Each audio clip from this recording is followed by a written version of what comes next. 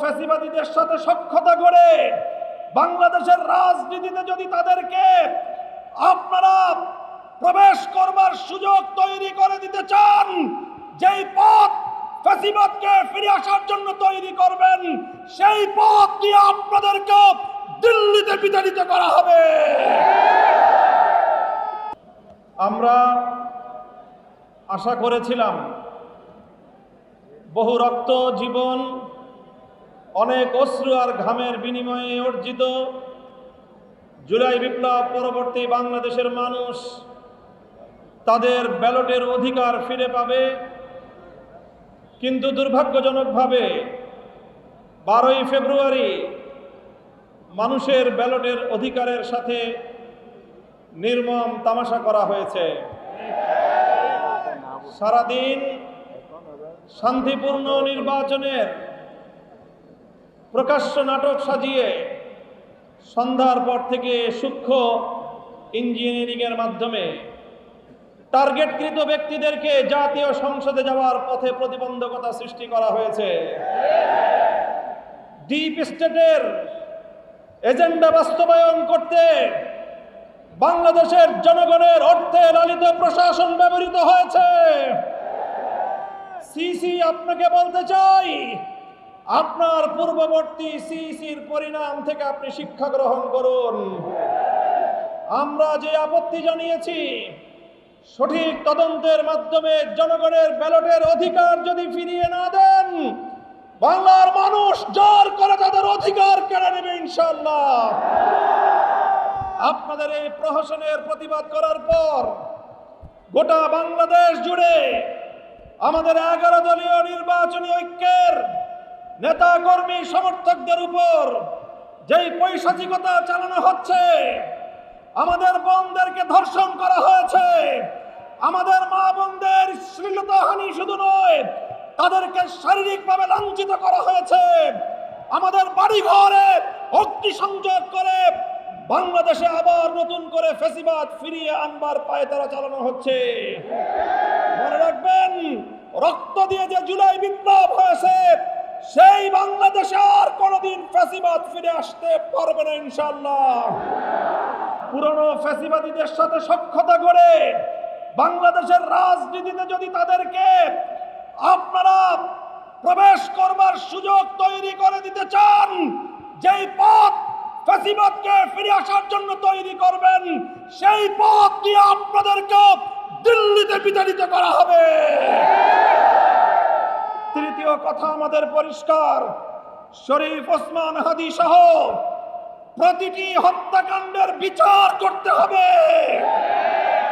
জুলাই বিপ্লবের আকাঙ্ক্ষা বাস্তবায়ন করতে হবে।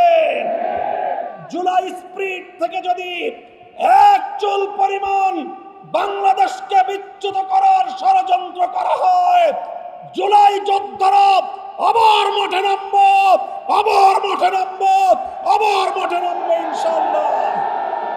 সকলকে ঐক্য এবং সংহত মজবুত করার, আগামী দিনে দেশের মানুষের ভাত এবং ভোটের ন্যায্য অধিকার বাস্তবায়নের লক্ষ্যে চলমান এই সংগ্রামকে মজবুত এবং সংহত রাখার উদাত্ত আহ্বান জানাই। নাসরুম মিনাল্লাহি ওয়া ফাতহুন করিব। জাতীয় নেতৃবৃন্দ, বিভিন্ন এলাকা থেকে আগত ভাইরা, সাংবাদিক বন্ধুগণ, আসসালামু আলাইকুম ওয়া রাহমাতুল্লাহ। সংগ্রামী বন্ধুরা আমার, ডাক্তার ইউনূস যেদিন লন্ডনে ছুটে গিয়েছিলেন তারেক রহমানের কাছে, সেদিনই বাংলাদেশের নির্বাচনের ফলাফল চূড়ান্ত হয়েছে। তারেক রহমান বাংলাদেশে এসে বলেছিলেন, আই হ্যাভ এ প্ল্যান। তার প্ল্যান ছিল ইঞ্জিনিয়ারিং এর মাধ্যমে ক্ষমতায় যাওয়া। আমরা বলতে চাই, অনেক বেশি আসন পেয়েছেন, অনেক বড় জয় হয়েছে মনে করছেন, কিন্তু বড় মনের পরিচয় দিতে হবে। যদি বড় মনের পরিচয় দিতে না পারেন, আজকেই কিন্তু সূচনা হয়েছে।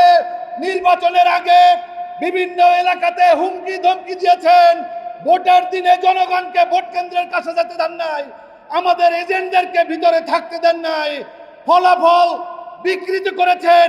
এভাবে করে কিন্তু ক্ষমতায় টিকতে পারবেন না। আমরা একটা ইনসাফের বাংলাদেশ চেয়েছি। আমরা একটা ন্যায় বিচারের বাংলাদেশ চেয়েছি। ইনশাআল্লাহ অতি অল্প সময়ের মধ্যেই আমরা সেই দিকে যাত্রা করব ইনশাআল্লাহ। জাল ভোট, নির্বাচনের ফলাফল পরিবর্তন করা, ভোটারদেরকে কেন্দ্রে প্রবেশে বাধা দেওয়া, এইভাবে প্রত্যেকটি স্তরে অর্থের বিনিময়ে ভোট কিনে এই নির্বাচনকে কলুষিত করা হয়েছে। কি দরকার ছিল? কি দরকার ছিল? জনগণের রায় যদি আপনাদের পক্ষে থাকে হয়তো আপনারা কিছু সিট কম পেতেন, কিন্তু এত অধৈর্য হয়ে গেলেন। এই অধৈর্য নিয়ে কিভাবে রাষ্ট্র চালাবেন? আপনাদের যে কলঙ্ক তিলক কপালে লেগেছে, এটা দূর করার জন্য অবিলম্বে ব্যবস্থা নেন, তদন্ত করেন। আমার আহত ভাই বোনদের উপর নির্যাতন করবেন না। রক্তের বদলা নেওয়া আমরা জানি, আমাদেরকে আবার রাজপথে টেনে আনবেন না। লড়াই করতে হলে আমরা আবার লড়াই করে গণতন্ত্র ফিরিয়ে আনবো ইনশাআল্লাহ। খোদা হাফেজ। আমরা যেটা দেখেছি, তারা ফ্যাসিস্ট সরকারের এই দুর্নীতিবাজ প্রশাসনকে তারা নিষ্ক্রিয় করতে পারেনি। যেই প্রশাসন টাকার বিনিময়ে, যেই প্রশাসন হত্যা, গুম, সমস্ত ধরনের অপকর্মে তারা ফ্যাসিস্ট আওয়ামী সরকারকে সাহায্য করেছিল। আজ আমাদের সাবধান হওয়া উচিত ছিল, যখন বিদেশ থেকে একজন আসেন এবং রাষ্ট্রীয় যেই অভ্যর্থনা দেওয়া হয় সেটা সমস্ত সীমার মাত্রা ছাড়িয়ে যায়। আমাদের সাবধান হওয়া উচিত ছিল, যখন হাদিকে হত্যা করে হত্যাকারী বর্ডার দিয়ে পালিয়ে যায়, আমাদের সাবধান হওয়া উচিত ছিল। কিন্তু আমরা 11 দল, আমরা শুধু উদারতা দেখিয়েছি, আমরা আস্থা রেখেছি, আমরা একটা সুন্দর রাজনৈতিক পরিবেশ আমরা সৃষ্টি করতে চেয়েছি। কিন্তু আমরা কি পেলাম? বিনিময়ে আমরা পেলাম, আমরা দেখলাম প্রশাসনের প্রতিটা স্তরে কালো টাকার ছড়াছড়ি। ব্যাংক লুটেরা এবং ব্যবসায়ীরা তারা এসে নির্বাচনে অংশগ্রহণ করলো, সর্বত্র কালো টাকা ছড়ানো হলো। এবং আজকে যে নির্বাচন আপনারা দেখছেন, তার ফলাফল আপনাদের সামনে। তবে আপনাদের মনে রাখতে হবে, বাংলাদেশের অর্ধেক শতাংশ, 50% প্রায় জনগণ, তারা কিন্তু ইনসাফের বাংলাদেশ গড়ার পক্ষে রায় দিয়েছে। আর 50% যারা রয়েছে, তারা হয় দল কাটা হবে, নাহলে তারা দুর্নীতি সুবিধাপ্রাপ্ত ব্যক্তিরা হবে। তাদের শিকড় অত্যন্ত নড়বড়ে, তাদের চেয়ার অত্যন্ত নড়বড়ে। আমাদের পক্ষে যাদের ভোট রয়েছে, আমাদেরকে সতর্ক থাকতে হবে।